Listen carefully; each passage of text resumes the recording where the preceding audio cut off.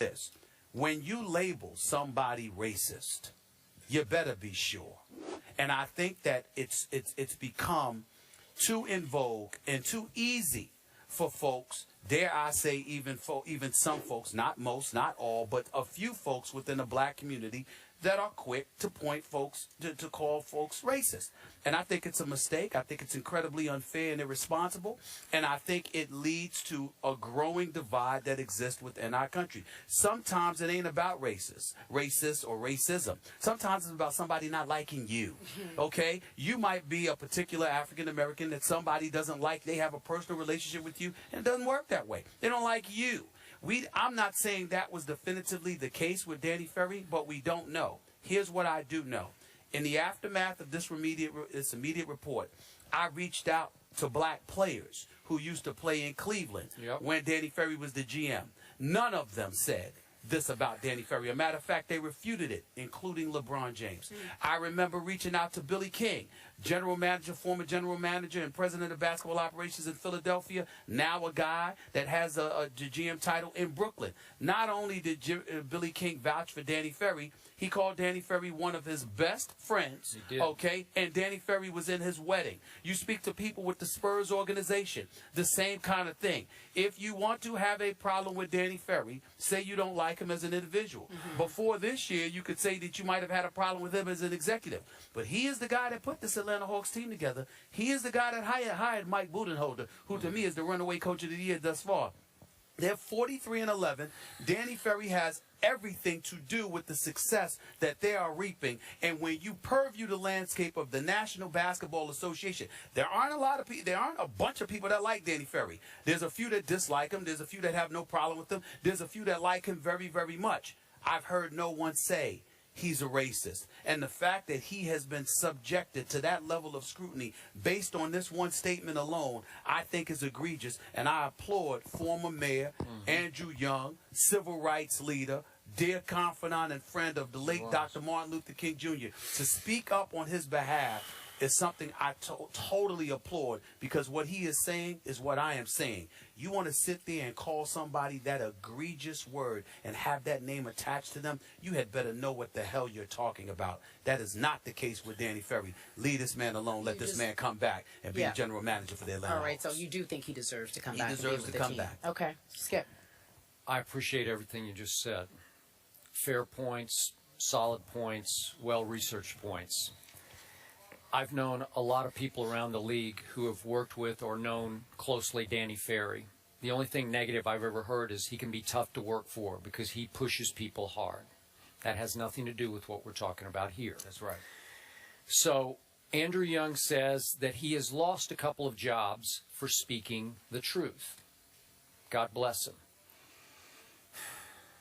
But if Danny Ferry spoke the truth when he read what he had been told, to me, we cannot get away from the point that he put it in a racist context. Is that fair? Did it not come across? That's how it came across to me. Racially charged. That's a racist context to me. That's my 2 cents. As a white man, I'm going to say that. But he's reading a scouting report, though, okay, right? What I understood was that he gleaned the information from a source on another team for which Luol Deng had played. And he simply repeated on a conference call that involved investors and other people in the organization, he simply repeated what he had been told by a source on another team. But that quote about he has some African in him, not in a bad way, said Danny Ferry, but he'd have a nice storefront and sell you counterfeit stuff out the back. If Danny Ferry had merely said, hey, you can't trust Luol in the locker room every day. Maybe he can be a little difficult to deal with. You can't always trust what he's telling the media. That's in a whole different context. But why use that? Why use that? It disturbed me at the time. You said it disturbed you at the time. Again, we're not trying to condemn Danny Ferry here, but we're trying to be real with this. That I'm not saying he is a racist at heart. Till death do him part, I'm saying he made a racist comment or repeated what I consider a racist comment. And it's deeply disturbing to me. And you made the point, how would we characterize the racial breakdown of Atlanta, Georgia? It's right? Yes. Oh, yeah, 70%. He's 70%. Easy. African American. Okay, so in that community, even though the Hawks are on a roll and doing great, Sure. you did, I think, but maybe both of you made the point to me that it might be a little difficult to get past this in Atlanta, Georgia for Danny Ferry. Is that fair? Yeah. Yes. Okay. That's fair. It might be a little bit difficult, but the reality is that, and see, we got to get, if we're going to be real about it, we got to be real about it. There's an issue when it pertains to black ownership, the aspiration for black ownership in the NBA. Michael Jordan is the only black majority owner. There are groups who want to purchase the Atlanta Hawks who happen to be black. You understand? Yeah. But black folks with money.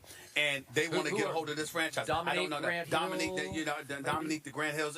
But there are others, all right, that I'm not prepared to speak on because I need to know exactly what their names are. I just know that because that's what I have been told. What I'm saying is there is an agenda here to get folks out and to get some folks in. And the more heat that's brought to bear, then ultimately that could facilitate ownership changing hands and it being handed to black folks having a majority stake. I'm saying if you want to get black ownership, more black ownership within the NBA, I have no problem with that. I support it. I think the NBA needs to support it. I think it needs to happen. But not like this. Okay. Not like this. Not at the expense of a man's reputation, because that's what you want here. And I'm not saying definitively that is the case. I am saying that those are the things swirling around NBA circles. That's the kind of noise that you're hearing. In the end, the bottom line is simple, and I've been on the record saying this. Danny Ferry may very need to go because the fan base may be so sensitive to him they may not forgive him. But that's not what I noticed when I was down in Atlanta less than 2 weeks ago. When the place was packed. There wasn't an empty seat in the house. The team is 43-11. Budenholzer is coaching his butt off. Plus, he's running the organization in Danny Ferry's absence from a basketball-related standpoint. And I'm saying, excuse me, this matters. This is relevant. Are they going to leave all of a sudden and ignore the team that's winning just because Danny Ferry comes back? I sincerely doubt it. I don't know definitively, but I sincerely doubt it. In the end, all I'm saying is people that live in glass houses shouldn't throw stones.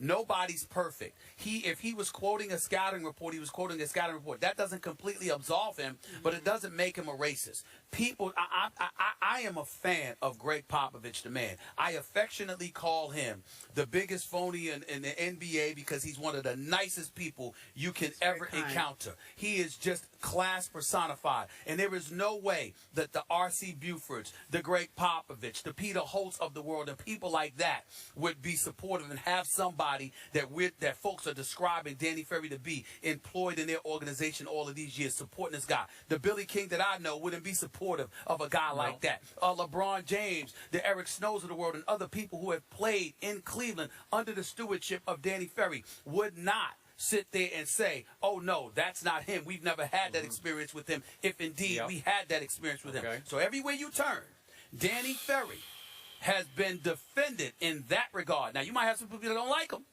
You might have some people that he turns off because, like you said, he pushes hard. Sometimes he can come across as a bit acerbic or whatever. Whatever. I mean, please. They say that about me. They say that about you. They say about who cares about that? No but problem. That does not make him the does not. Word. Okay. And that's the point So here. bottom line, if you tell me that the black players in that Atlanta locker room are cool with Danny Ferry coming back, I'm cool with that. But I'm going to say one last time, I believe there are a whole lot of white GMs or executives working in the NBA who would not have read that quote even if it wasn't their quote. But they might do other things. I like what you said, Skip. If he would have said, he didn't have to read that. No. He could have gave an example of something There's a way else. just to say you can't trust him. But guys, think about what we're saying here. What you're saying here is that he shouldn't have read it. He made a mistake. Nobody's disputing that. The problem is people have used that as an excuse to go to the nth degree. And if that happens with Danny Ferry, has anybody taken a moment to pause and step back and say, who's next? Because you know what? If every time somebody slips the tongue and says something wrong, then all of a sudden that defines their character. And all of a sudden strips them of their job security. Are black folks, Hispanic folks, the list goes on and on. Are we prepared to stand up and say, you know what? We never have said anything wrong, nor will we ever. Well, I don't know if we can do that. Exactly. That was Andrew Young's point. Yeah. He said, I've said things that I wasn't proud supposed to say. We all have. We've all been in that situation, but I do agree with your point. He could have said it differently. Lesson learned. If the players are cool with it, we should have him go back. What's going on over there, guys? I'm still talking. What's happening? It's okay. I like it. Go, When go, we go. come back, we're talking about Des Bryant. He says he's dedicated to the Cowboys. The Cowboys, are they dedicated to him? I'm teasing you guys. I'll do it with you.